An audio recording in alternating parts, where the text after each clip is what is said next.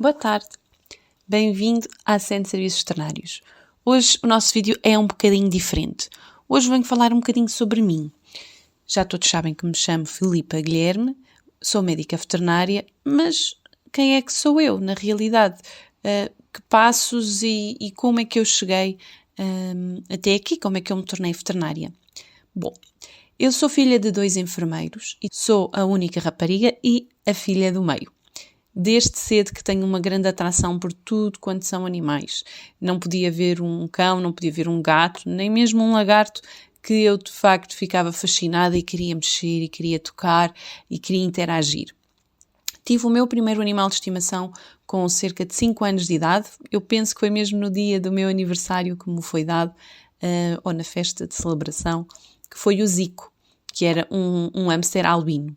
Depois dele eu tive vários hamsters, mas sempre em casais e claro que deixavam sempre uma grande descendência, que eu depois acabava por trocar por comida na loja de animais, para poder alimentar os pais, mas tinha sempre muitos hamsters comigo.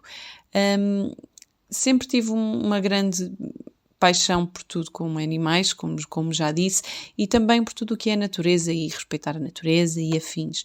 E aqui eu acho que nós podemos culpar um pouco o meu avô. O meu avô era uma pessoa que gostava também muito de animais e de natureza e era uma pessoa extremamente culta, sabia um bocadinho de tudo. E de facto eu acho que ele me passou grande parte do bichinho e é facto que nós não perdíamos muitas das vezes os programas de BBC. Sempre que começava um chamava pelo outro, ou procurávamos no National Geographic programas e víamos juntos.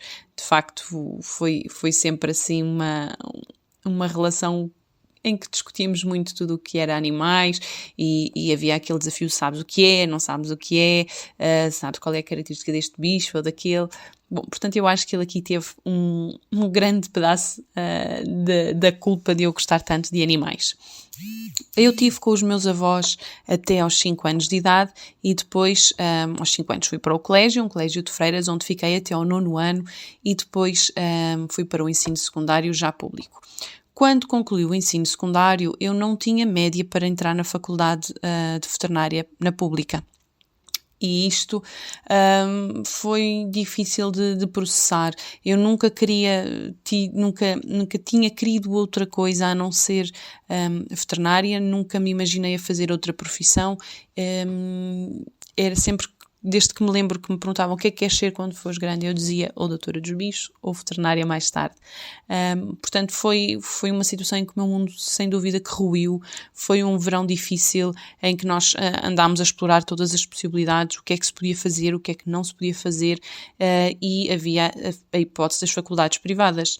No entanto, as faculdades privadas exigem sempre um grande esforço financeiro e isso, infelizmente, não era possível para mim. Portanto, a hipótese ficou inicialmente posta de lado e foi um ruir, sem dúvida, do meu mundo, porque eu, para candidatar, eu lembro-me de estar a candidatar a faculdades nem sem saber o que é que estava para o que é que me estava a candidatar, porque já não me interessava. Eu queria, era veterinária e não havia mais nada que me preenchesse a não ser isso. Então, o meu avô, perante todo o quadro, disse que ajudaria a fazer o pagamento das propinas, desde que, e lembro-me como se fosse hoje, que eu não perdesse um ano. Claro que a minha resposta foi que não iria perder, nunca tinha perdido, não era aqui que ia perder um ano. E abracei-o e fartei-me de agradecer, claro.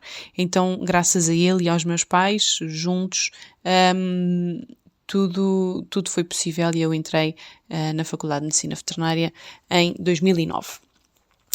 No meu primeiro ano, em 2010, no primeiro ano de faculdade, apareceu o SEND na minha vida, mas é algo que eu não vou querer aprofundar muito para já, porque o SEND teve também muito impacto daqui para a frente, mas a seu tempo eu depois contarei também a nossa história.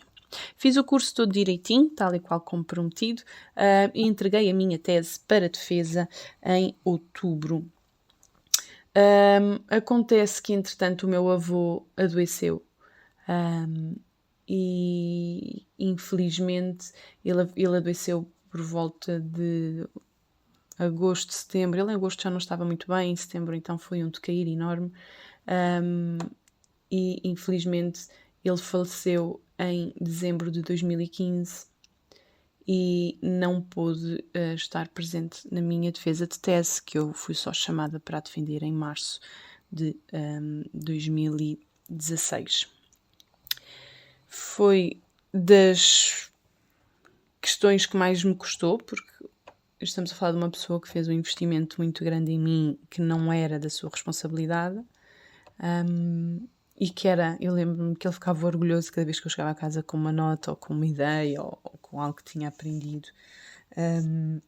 E de facto tenho muita pena que ele não tenha estado nesse dia a ver o concretizado um sonho que ele proporcionou também, não só, mas também.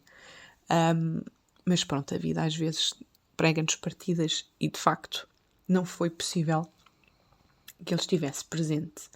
Mas onde quer que esteja, eu sei que ele há de estar orgulhoso de tudo até agora. Então, quando nós terminamos a defesa de tese e tratamos das burocracias com a ordem dos ternários, começa então a procura pelo primeiro emprego. E eu comecei a trabalhar numa clínica com muita casuística, onde aprendi imenso e cresci muito enquanto profissional. Mas eu queria mais, eu queria saber mais, porque nós nas clínicas temos algumas limitações, nomeadamente quando falamos de seguimento de casos.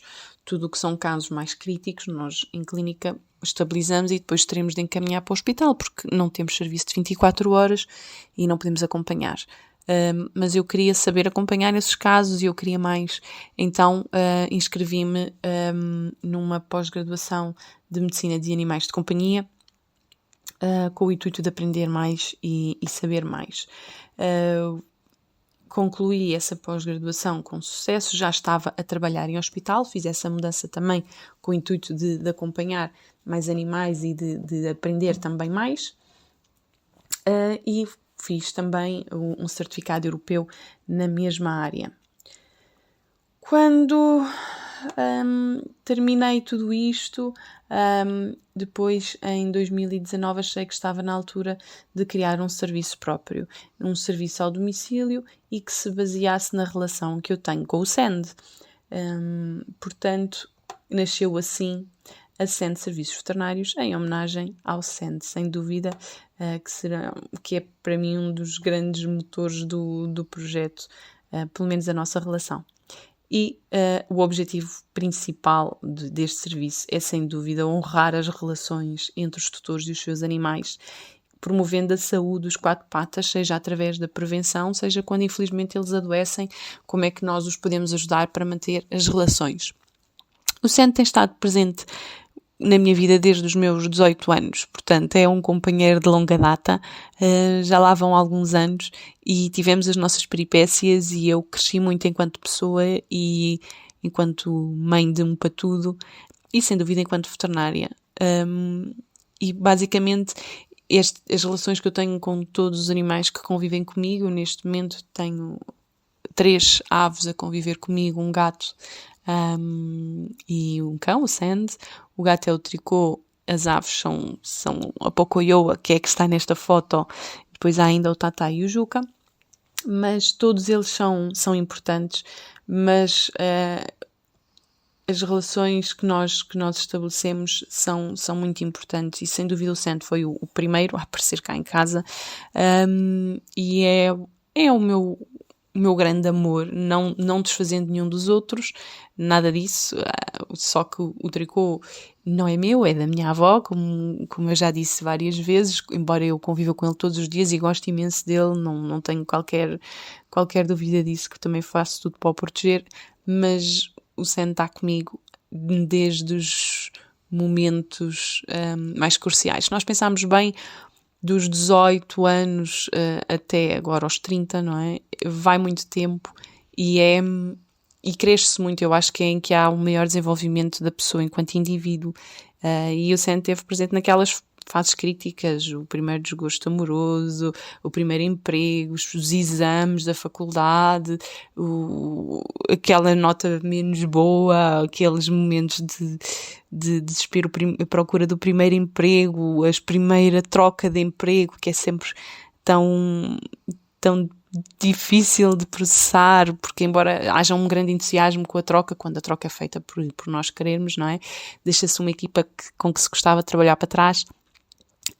Portanto, ele tem estado comigo durante todos esses processos, fundação da SAND, portanto ele tem estado a acompanhar a minha vida desde então, e de facto é um dos meus pilares, e pronto, e é por isso que eu decidi hoje contar aqui um bocadinho da minha história.